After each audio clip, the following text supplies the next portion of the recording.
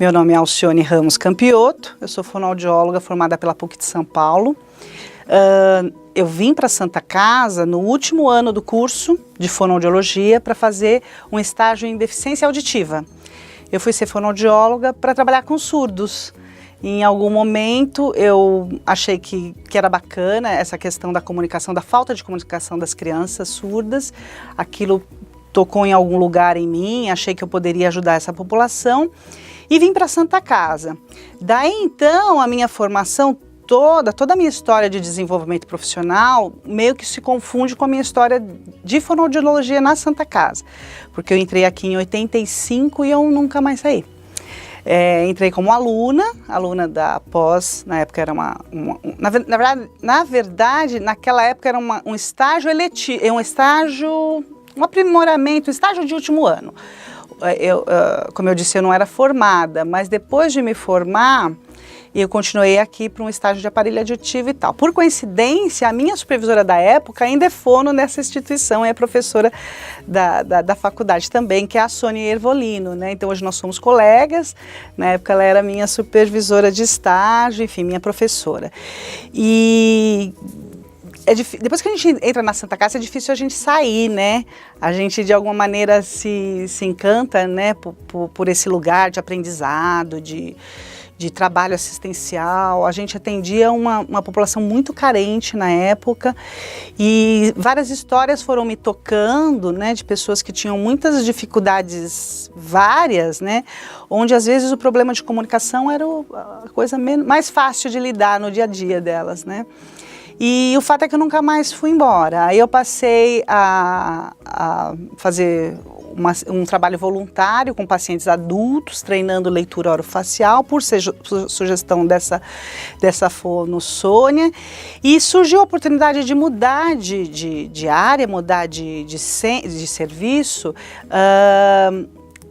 porque surgiu uma vaga de contratação. Na época, o Dr. Otacílio Lopes era o chefe do departamento e ele disse para mim, eu preciso de alguém que entenda de voz, porque a gente precisa melhorar o departamento na área de laringologia.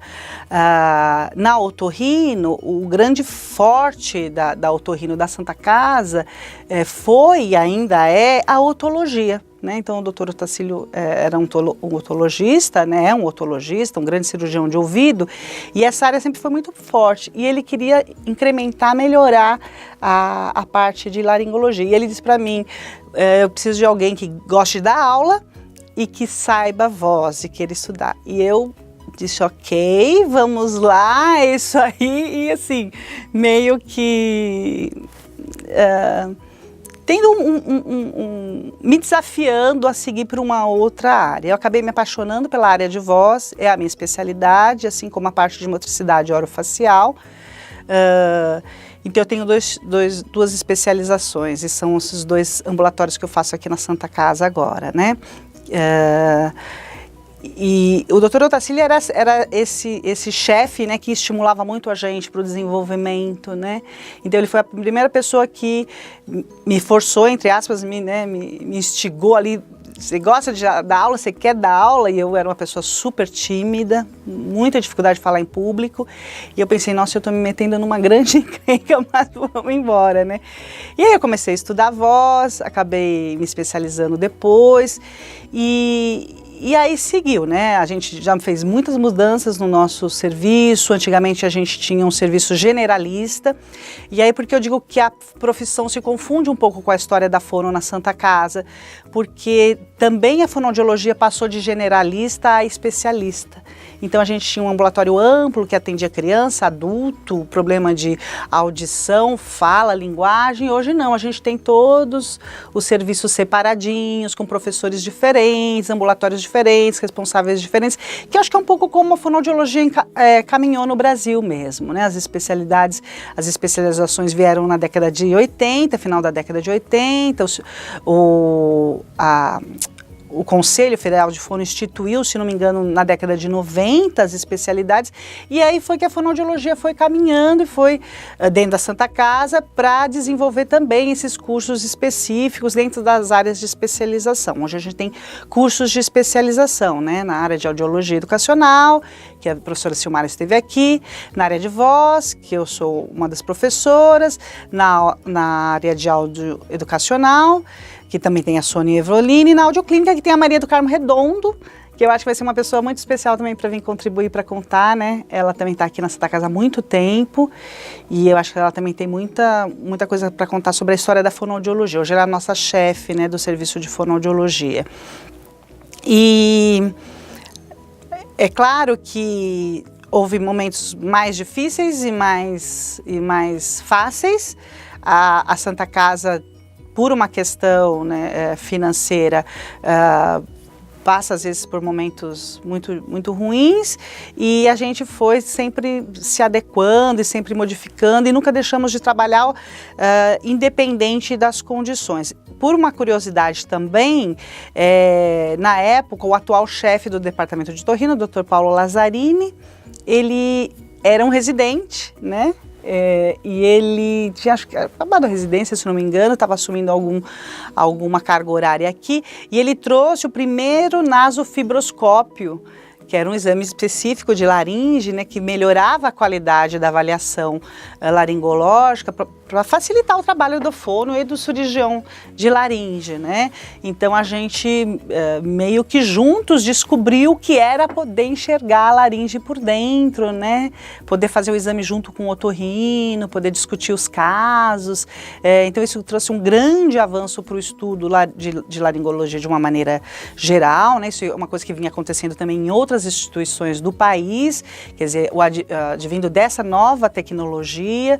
Hoje a gente tem laboratório de voz, análise acústica, a gente tem estroboscopia, mas quando eu comecei na voz, a gente tinha o espelhinho de Garcia, que era aquele laringoscópio, né, aquela laringoscopia indireta, aquele espelhinho que precisava da colaboração do paciente, né, e era quase que impossível o fonoaudiólogo ver junto com o médico a laringe, porque já era um exame difícil de fazer só o médico olhando. Imagina alguém ali do lado do pescoço tentando enxergar junto, né?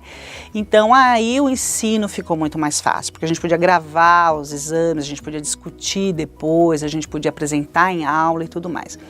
Dali para frente eu não parei mais de dar aula, e a gente tem os cursos de aperfeiçoamento, de especialização, como eu disse, e esses seguiram, continuaram, quando veio então já nos anos 2000, a faculdade de fonoaudiologia, né? Que aí foi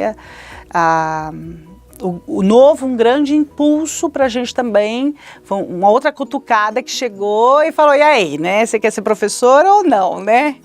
Eu me lembro que a Kátia de Almeida, que era uma das primeiras pessoas que estavam aqui, né, foi a primeira diretora do curso, nos procurou para falar ali do nosso interesse de compor o grupo, né, de docentes da faculdade, e ela falou um pouco das matérias que tinha, como é que seria o curso, e eu acho que eu queria tanto, enfim, fazer parte desse curso, como corpo docente, que eu já me candidatei para uma primeira disciplina, no primeiro curso que teve, que era uma disciplina de fonoaudiologia fundamental, né? Fundamentos de fonoaudiologia, que chamava, que era um pouco essa introdução do aluno, o que é a fonoaudiologia, quais são as áreas de atuação. Na época a gente tinha 4 grandes especialidades, hoje as especialidades já aumentaram, foram incluídas a fonoaudiologia hospitalar, a fonoaudiologia educacional, e não para de crescer, né? Nós tínhamos 4 grandes áreas de especialidade primeiro, e agora a gente tem, sei lá, 6 ou 7 grandes especialidades com formação, com titulação, com prova. Então a fonoaudiologia cresceu muito nisso. E foi interessante, porque então eu acabei sendo uma das primeiras fonos, aliás, eu fui uma das primeiras professoras fonos do curso. Porque o curso de fonoaudiologia no primeiro ano, ele é um curso muito básico, assim, não é que é muito básico, as matérias básicas não são da fonoaudiologia, eles são da medicina. Então, poucas disciplinas é o próprio professor de fono que dá. Então, eu fui uma das primeiras professoras que era fonoaudióloga, né? Que era o primeiro contato desses alunos com um fonoaudiólogo. Eu acho que uma coisa que me ajudou muito no ensino, dentro da faculdade, foi poder passar essa minha experiência clínica. Eu nunca deixei de ser clínica. Então, até hoje, quando eu dou aula, eu tenho sempre um exemplo para dar, ou do consultório, ou do ambulatório. Então, isso facilita muito, né? E eu sou das mais antigas, então eu tenho a história, né? A história do curso, a história da entrada da fonoaudiologia dentro da universidade, como é que isso se constituiu, como era antes e como é agora. Por uma coincidência, uma curiosidade, a minha aula de titulação da faculdade foi sobre a história da fonoaudiologia na Santa Casa de São Paulo. Então, foi um momento também bem interessante, porque eu fui entrevistar as pessoas que tinham estado aqui lá no começo, né? O serviço de fonoaudiologia da Santa Casa começou como um estágio da PUC, né? Então, os professores que estavam aqui no princípio eram professores da PUC de São Paulo, né? Tinha alguns professores da Unifesp, né? Da Escola Paulista de Medicina, mas a maioria era da PUC. Então, por exemplo, né, uma das primeiras contratadas da Santa Casa para trabalhar na área de audiologia foi a Ieda Pacheco Russo, né, que mais tarde foi professora do curso, né, hoje infelizmente não está mais com a gente, mas que fez toda uma trajetória de formação, né. Hoje, quando eu olho para trás, assim, o que eu penso é quantas pessoas foram tocadas por essa instituição. Quantos fonoaudiólogos foram tocados pela oportunidade de aprender alguma coisa aqui dentro, né? Então, a gente tem cursos, como eu disse, de graduação, de especialização, de pós-graduação, de mestrado. Então, quantos profissionais tiveram a chance de modificar, repensar, rever, enfim, construir alguma coisa nova a partir do que viveu na Santa Casa, né? Então, a Santa Casa tem essa condição, esse poder, não sei como chamar, né? De tocar os profissionais de uma maneira que faça que eles, de contribuir com a formação de muita gente, né? Então, para a gente é um orgulho, né? Porque a gente olha para trás e já são muitos anos de docência, muitos anos com alunos, e a gente vê que tem gente muito boa que passou aqui, muito boa, gente que fez muito mais do que a gente, né? Que é o natural, né? O aluno vai sempre... A ideia é que ele se torne melhor que seu mestre. E hoje eu tenho muito orgulho, porque eu olho para trás e vejo gente muito boa que passou por aqui em algum momento, em alguma situação, fez alguma coisa e teve aqui, né?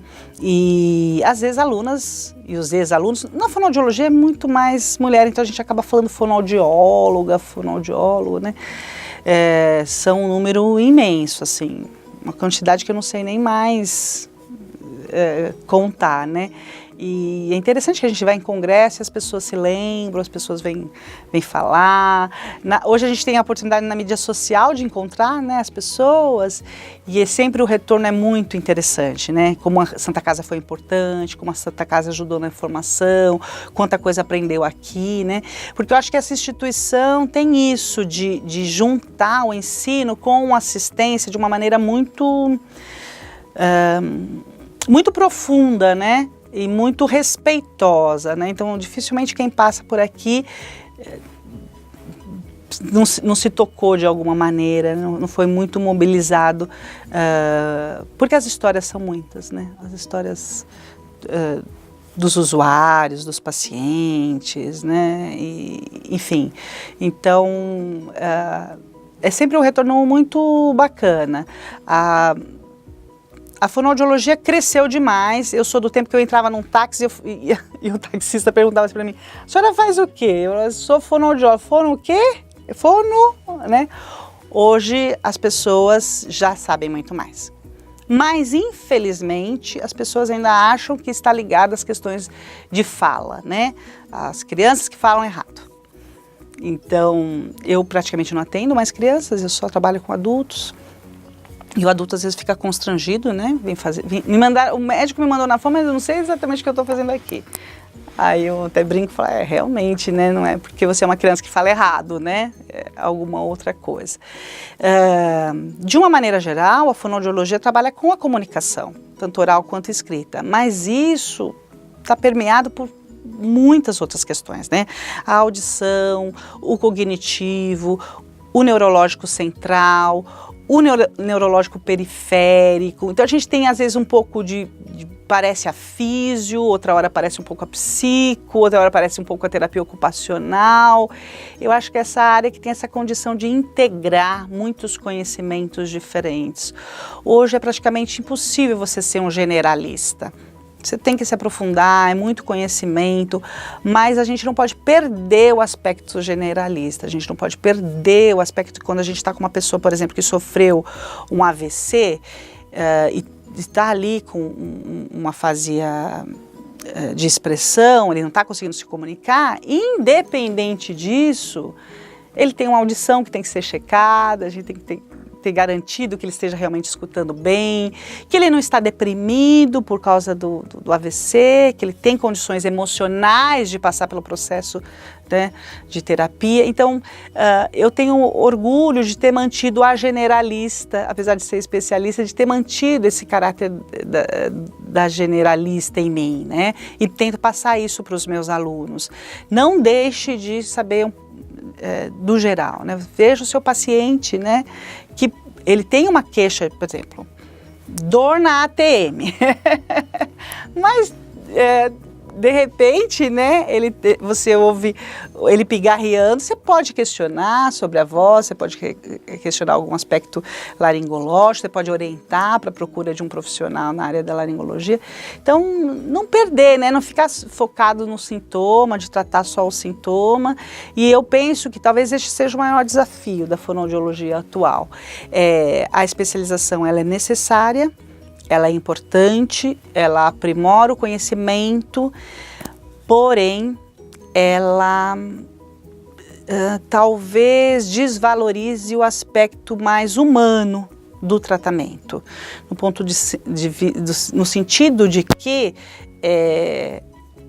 o ser humano é muito complexo, a gente não pode reduzi-lo a um sintoma único.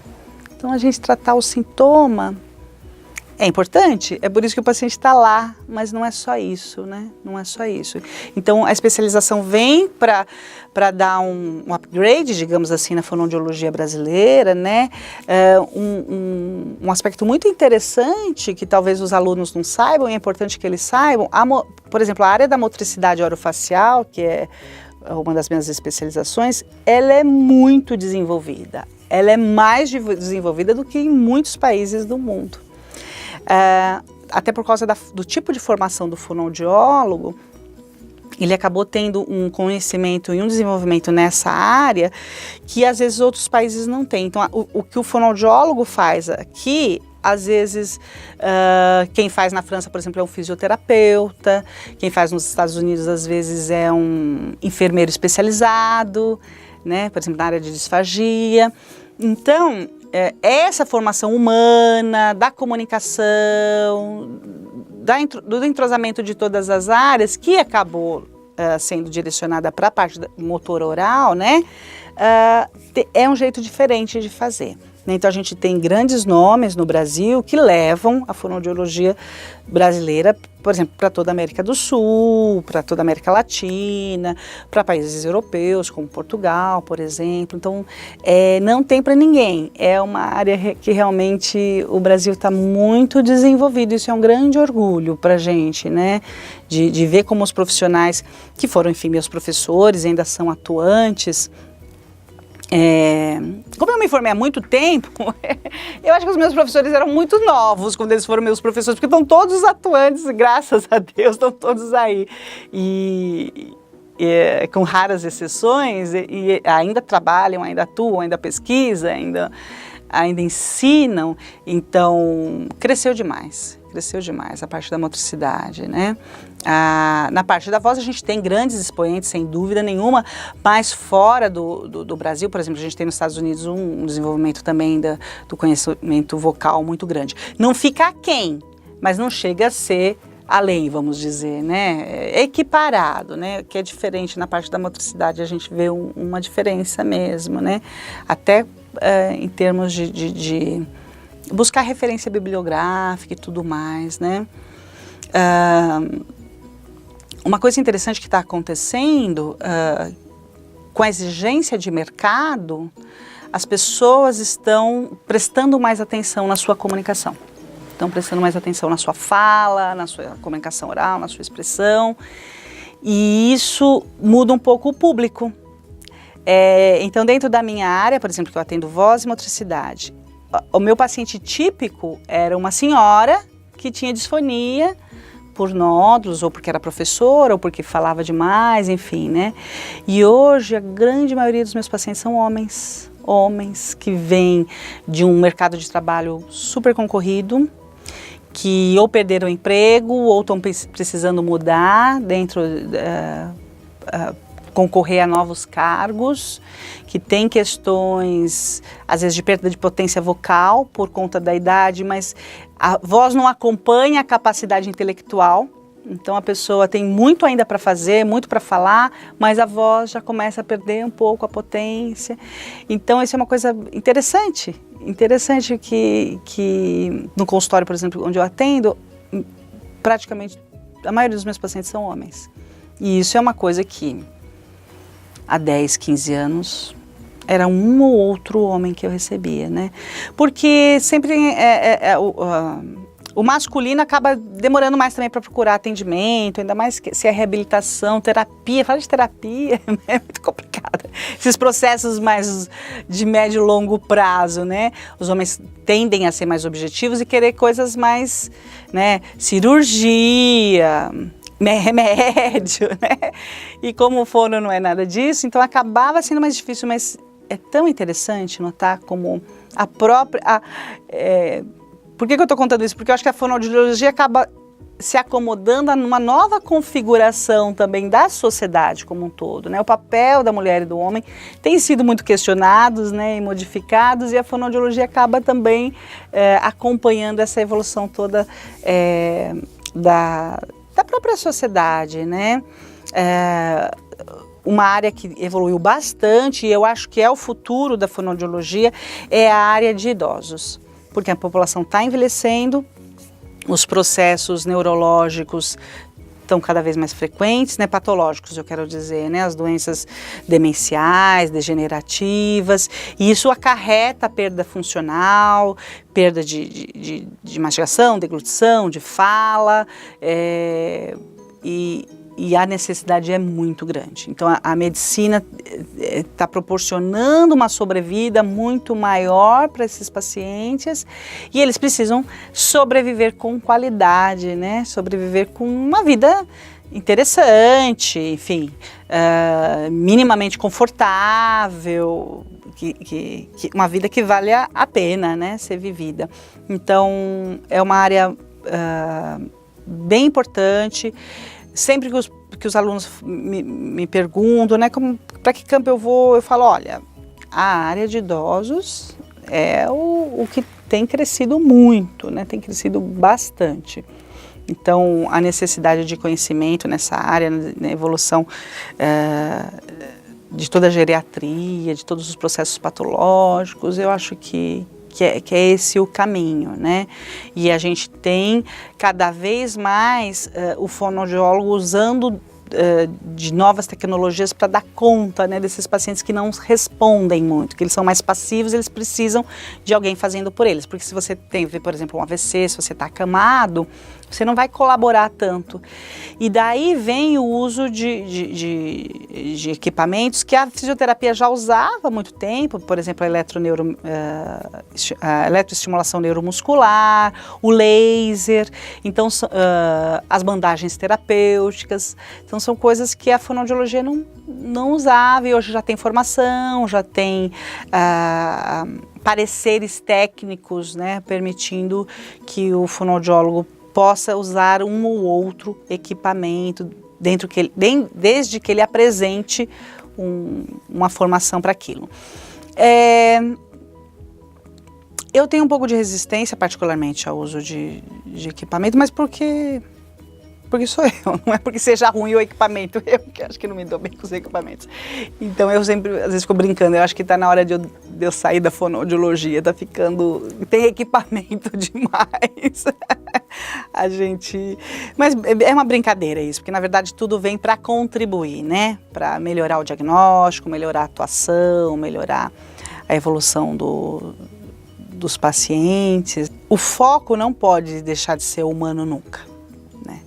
Então, na área da saúde, existe esse contraponto, né? Ciência e humanidade. A ciência ela deve vir para auxiliar, como ferramenta, mas a gente não pode deixar de ter o contato humano. Por exemplo, vamos falar de coisa mais light, WhatsApp, né?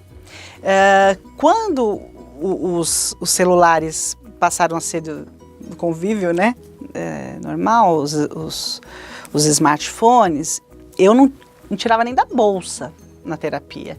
Era uma coisa assim que ficava ali, meu paciente não tinha o meu celular, eu não tinha o dele, era uma coisa muito reservada, eu sempre distanciei, era um objeto de comunicação, mas assim, meramente para comunicação, ele não tinha outro uso. Por exemplo, as ferramentas de mídia social. Quando os smartphones apareceram, eu tinha o meu, mas ele ficava guardado dentro da bolsa. Aquilo não tinha nada a ver com a terapia. Inclusive, a gente instruía os alunos. Entrou na sala de atendimento, o celular fica fora, né? Aí eu vou fazer um parênteses, que é claro que também é muito difícil para a nova geração que está tão acostumada, aquilo é quase um prosseguimento da própria mão, se desvincular. Então, às vezes o aluno até tenta, mas não consegue evitar de olhar. Então ele está ali olhando a hora, está ali olhando as mensagens que entraram, mas isso, enfim, acho que isso é um treino também. Mas quando começou era assim, celular fora. Hoje em dia, eu não só veio para dentro da terapia, mas a gente usa também como uma ferramenta para filmar os exercícios. Eu filmo e mando no WhatsApp do paciente. O paciente se filma no próprio celular. Eu falo, você está com o celular aí? Pega aí. Vamos filmar isso, pra você ver em casa como é. Gravo mensagens de áudio, então, fulano, essa semana você vai treinar isso, pararia, assim, tarará. Gravo a amostra, porque como são exercícios de voz, às vezes ele não lembra exatamente o que era aquilo. Por mais que você descreva, né, vibrar a língua com modulação. O que era isso mesmo? Aí na hora que você faz... isso era vibrar a língua com modulação. Então é muito interessante que a gente passa a usar, e temos aplicativos hoje, né, de cuidados de voz, de gravação, inclusive. Dentro da área de motricidade a gente tem aplicativos que gravam o ronco da pessoa para ela poder monitorar a intensidade do ronco durante a noite. Então a gente incluiu a ferramenta do celular e isso acaba atraindo também o público jovem para o trabalho, porque o trabalho da relação humana, esse é mais lento de ser construído, né? Esse trabalho de você estar na frente de uma pessoa disponível e esperar o que vem, né? Porque a gente nunca sabe o que vem, né? Por maior que seja. É interessante que a gente já tem um script, é engraçado. Eu sempre faço a comparação daquela pessoa que fala assim, eu fui no médico, ele nem me examinou, né? Eu acho graça porque assim, às vezes o médico realmente não precisa examinar. É claro que, guardadas as devidas proporções, porque ele escuta a história, ele vê a pessoa, ele já imagina, porque está dentro da área dele, né? Então ele ouve a história, ouve a queixa, vê a pessoa se movimentando e falando, ele já fecha o diagnóstico meio que intuitivamente, dentro daquele escopo de possibilidades, digamos assim. Então a gente tem um roteirinho, a gente meio que pergunta, meio que já sabe o que o paciente vai responder, mas a gente se surpreende. E o legal é isso, é se deixar surpreender, né? Dar espaço para o paciente ser único, não ser mais um paciente de voz, mais um paciente, né? ser aquele que você fala, você lembra ele assim, ah, essa é aquela que estava preocupada com a doença do marido, né? É a dona fulana, aquela que está preocupada com a doença do marido, não é a dona fulana que tem um pólipo de prega vocal. É totalmente diferente, né? Isso é muito difícil de ensinar. Isso é muito difícil de ensinar para o aluno. Essa disponibilidade para o outro, de escutar, de deixar vir, de deixar o paciente ser quem de verdade ele é, de não conduzir o tempo todo, de deixar também que o paciente faça um pouco do jeito dele. Mas eu estava falando veja como é, né? Eu estava falando de ferramenta e eu acabo na pessoa, não tem jeito, né?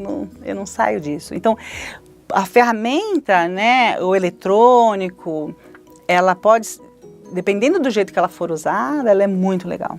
E se o paciente tiver confiança em você e souber, ele vai achar que é muito bacana, né? Então, ele poder se filmar, ele poder... enfim, é claro que tem um lado B, tudo na vida tem um lado B, que é o paciente achar que pode se consultar pelo WhatsApp, né? Mas aí é outra conversa, né? Claro que tudo depende do histórico desse aluno, né? De onde ele veio, né? Qual que é a formação humana dele antes, né? Eventualmente você tem um aluno que já vem de uma família, que já tem um olhar diferenciado, já esteve numa escola ou num grupo social onde ele pôde ter vivências, né? Então a gente percebe que algumas coisas são do aluno que já vem com isso, ele já tem um interesse maior, ele já tem uma facilidade maior, ele já viveu de alguma maneira. Eu me lembro muito de uma ex-aluna, e se ela ouvir esse depoimento, ela vai saber que era ela, que ela foi criada na escola Waldorf, que é uma escola alemã, né, que tem todo um tratamento diferenciado para o aprendizado e para as experiências. E isso era nítido no jeito dela lidar com o paciente, de propor as atividades e tudo mais, né? A gente não pode ter a ilusão, a gente não pode ter a ingenuidade, na verdade, que a gente vai ser toda a formação da pessoa, né? Então, depende do que veio e depende do que vem depois, né? Porque depois da graduação, né, eu saí da PUC, que já era uma escola muito humanizada, e eu acho que foi perfeito na minha formação ter vindo para a Santa Casa, porque eu tinha uma visão muito humana, mas faltava conhecimento, talvez o conhecimento mais básico mesmo da parte da medicina, vamos dizer assim, né? E aí eu vim para um hospital, então foi bom, né? Consegui completar as coisas, aquilo que me faltava, aquele conhecimento técnico, aquela coisa do dia a dia, do que é a doença, do que é o sintoma, do que é tratamento, ele veio para complementar. E o curso de fono da Santa Casa atual, ele tem isso de bacana, né? Que ele consegue fazer um balanço legal.